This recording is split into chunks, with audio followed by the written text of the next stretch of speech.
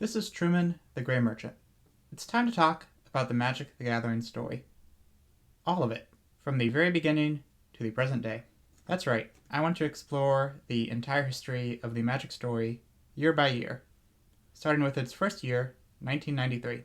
This will probably be the shortest video in the series, as it was the year with the least story content. But that's okay, because it will let me go through the rules that I set for myself, and introduce all the components that I want to focus on each year. Firstly, I only plan to analyze narratives. This means I won't be covering reference material like Planeswalker guides, art books, or those little booklets that they used to make, and so on. 1993 had a grand total of one such narrative, the very short story Introductions, written by Richard Garfield himself, for the original Alpha rulebook. It was also published in issue 0 of the Duelist magazine under the name Wurzel's Story. It's from the point of view of the spellcaster Wurzel, who faces a challenger named Thomel. I too have a mighty challenger, the YouTube algorithm. Please consider liking and subscribing. The story serves to provide context for various elements of the game. For example, it demonstrates how magicians, as the story refers to them, draw mana from lands of a certain color to cast spells of that color. Wurzel uses forest creatures and learns protective spells that use white mana from plains. Thomel uses destructive magic and fire breathers powered by mountains, and later surprises Wurzel with black mana fueled undead. It also has a few references to what we know as creatures. It introduces the original idea that players are taking control of fully living, sentient combatants, not empty replications. As always, ignore the implications of this.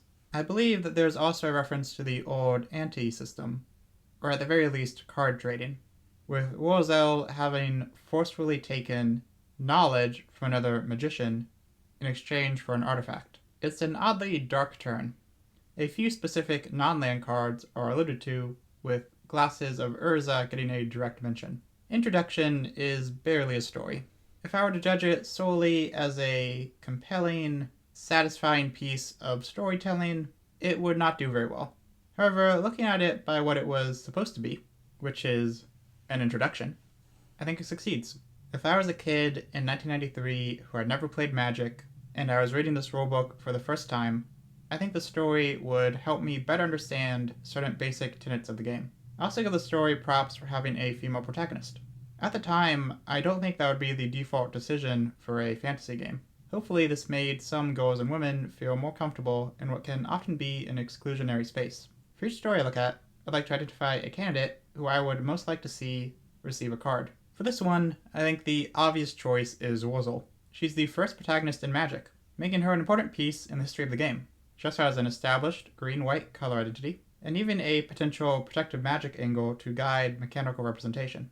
Looking at the cards, we start with Limited Edition, aka Alpha and Beta, aka just Magic the Gathering. The set lacks a specific narrative or focus.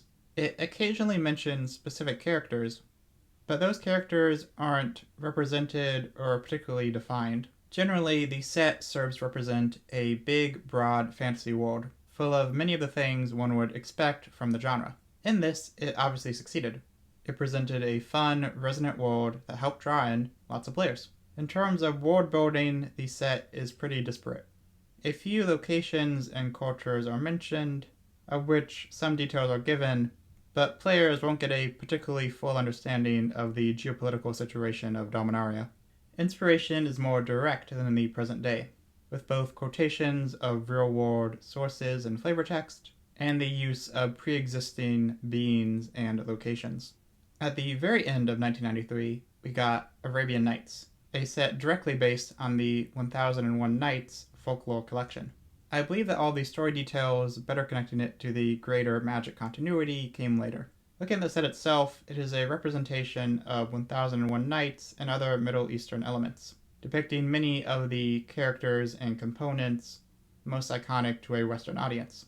It also features many real-world, historic, geographic, and religious references of, let's say, varying sensitivity levels. If the set was made today, I would not be surprised if the Scheherazade storytelling through line was more strongly implemented throughout the set. instead of the set being more of a loose assembly of references to Middle Eastern folklore and culture. Looking back at the year from a story perspective, I would describe 1993 as a year of establishing and exploring. The story is still defining exactly what it wants to be, while simultaneously establishing its most basic tenets. At this point, among Magic's original creations, there aren't main characters or well-defined settings, but the base is there to be built upon in the future. Thanks for watching. If you enjoyed this video, please like, subscribe, and comment to let me know. Also, please share your thoughts on this retrospective series. Is there anything else I should include or cover? The next video in this series will look at 1994, which featured Magic's first ever novels. Will they be good? I honestly have no idea. I guess we'll see. As always, thanks to all my patrons for making this channel possible. Bye.